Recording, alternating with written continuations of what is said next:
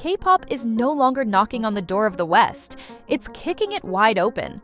In 2025, a new generation of rookie groups is dominating charts in the United States, the United Kingdom, Canada, and Australia with ruthless efficiency.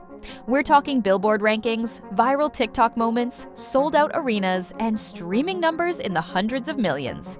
This isn't a trend, it's a power shift. Backed by billion-dollar labels, global fashion deals, and fan bases growing faster than ever, these groups aren't just entering the Western market, they're taking control of it. This is the rise of the next K-pop elite, and it's unfolding right now. If you enjoy content like this, hit the like button, subscribe, and stay with us until the end. This is NM60 K-pop. When HYBE and Universal Music Group partnered to create Cat's Eye, it was never just about music. From day one, this group was designed for the West, and they knew it. Their debut wasn't a typical rollout. It came with a Netflix docuseries, Pop Star Academy, designed to build not just an audience, but a narrative. 6 girls, international, charismatic, styled to the bone. The West was watching, and that was the point. By September 2024, they were already sitting front row at New York Fashion Week for Coach, not as guests, but as potential brand faces. Months later, they starred in Fendi's 100th anniversary campaign alongside digital icons, posing with baguette and peekaboo bags like seasoned influencers. This wasn't random, it was calculated. Cat's Eye was built to be recognizable, not in Seoul, but in Soho. Behind the scenes, Humberto Leon, fashion heavyweight and co-founder of Opening Ceremony, curating their look. Not just high fashion, vintage pieces, emerging designers, cultural layering. He wasn't styling idols, he was crafting exportable icons. Musically, the group isn't lagging either. Their EP SIS, Soft is Strong, cracked Billboard 200. Touch broke 100 million Spotify streams, went viral on TikTok, and hit Billboard's Pop Airplay chart. They even landed 2 iHeartRadio nominations. Not bad for a group that didn't exist a year ago. And the media? All in. NME named them Essential. Vogue, Teen Vogue, Elle, all watching closely. Over 2.4 million Instagram followers. Major stages lined up for 2025, Wango Tango, Lollapalooza, Summer Sonic. Cat's Eye isn't a fluke, it's a blueprint. They don't look like traditional K-pop, and that's exactly why they're working. Fashion forward, media trained, algorithm aware, they're not trying to break into the West, they were born for it. 2US didn't need time to find their sound. From the jump, they arrived polished, but not in an overproduced way. They felt familiar, human, and the West took notice.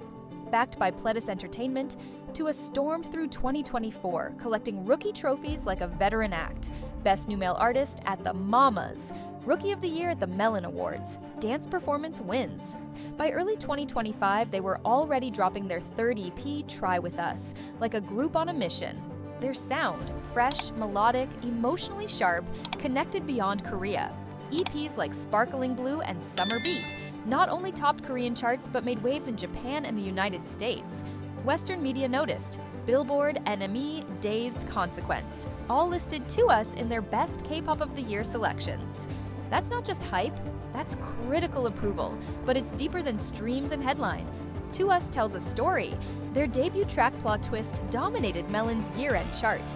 Their branding is modern, youthful, and unfiltered. That kind of honesty, it hits different in the West. NME called them essential. Consequence labeled them the breakout act of the year. And being nominated for Best New Artist at the iHeartRadio Music Awards, that's a huge milestone. Rookie or not, they've also been building digital firepower, over 173 million Spotify streams, and more than 1 million YouTube subscribers by April 2025. That's not inflated, that's momentum. 2US isn't trying to become the next BTS. They're not copying anyone. They're carving something more grounded, more Gen Z, more now. In a year where every rookie is racing for clout, 2US didn't run. They flew, and the UK and United States, they're already tuned in. In K-pop's rookie race of 2025, a few names aren't just trending in Korea. They're building momentum in the United States, the United Kingdom, Canada, and Australia. Hearts to Hearts and Kickflip are at the forefront of this shift, showing early signs of real global crossover. Hearts on Two Hearts, SM Entertainment's newest girl group, launched The Chase in February and immediately set the pace. Just 15 days after debut, they scored their first win on the show. The single entered Korea's Hot 100 at number 15 and charted at number 9 on the US World Digital Song Sales, a major marker for rookie relevance abroad. With over 428K albums sold and 33M+ organic YouTube views, they've proven early demand. Their sound, emotional, sleek with songwriting ties to FLO, feels tailored for a global audience. Appearances at the 2025 SBS Mega Concert and Seoul Spring Festa are building hype, while Western coverage in outlets like the Teen Magazine hints at broader interest. SM knows how to export idols, and this group might be its next major play. Hey, if you're enjoying this documentary, please support us with a like. It helps us keep creating high-quality content just for you. Your engagement makes a real difference. Then there's Kickflip. JYP's newest boy band isn't flashy, they're focused. Their debut EP, Flip It, Kick It, sold over 320K copies, topped Korean charts, and cracked into Japan at number 43. Grammy.com named them a top rookie act to watch, and with 56M+ YouTube views, 426K monthly Spotify listeners, and rising international engagement, that prediction is holding up. Their track Mama Said is nearing 4 million streams. Their calm, confident image feels engineered for long-term success, especially in Western markets where staying power matters more than virality. Together, these two groups aren't just gaining fans, they're entering conversations in Western music circles. For Hearts, Two Hearts, and Kickflip, this isn't a lucky break, it's the beginning of a strategy. And the West is listening. When YG Entertainment announced a new girl group post Blackpink, expectations were sky high. Babymonster didn't just meet them, they blew past them. In under a year, the group has turned from a debut act into one of the most streamed and watched rookie names in K-pop, especially in Western markets. Even before officially launching, Babymonster was pulling chart heat. Their pre-debut track Dream shot straight to number 1 on Billboard's Hot Trending Songs. The buzz turned into numbers, over 1.6 billion organic YouTube views, and more than 1.7 million albums sold globally. Tracks like Batter Up, 300M+ views, and Sheesh, nearing 300 May streams on Spotify, didn't just go viral, they became digital staples. Drip landed them on the Billboard Global 200, and their fast rise placed them in the top 15 most streamed artists of 2025. Their debut wasn't just digital, North American tour dates sold out fast enough that extra shows had to be added, and Japan drew over 150,000 fans. Spotify reports more than 790 million plays, while their YouTube channel surpassed 9 million subscribers, milestones faster than any girl group before them. The rollout was clinical. YG crafted a narrative, the successors to Blackpink. That myth, paired with bold visuals and production, worked. Their channel exploded to millions of followers before the group even debuted. But it wasn't just hype. Western audiences responded. Their EP cracked the Billboard 200, and UK chart placements backed it up.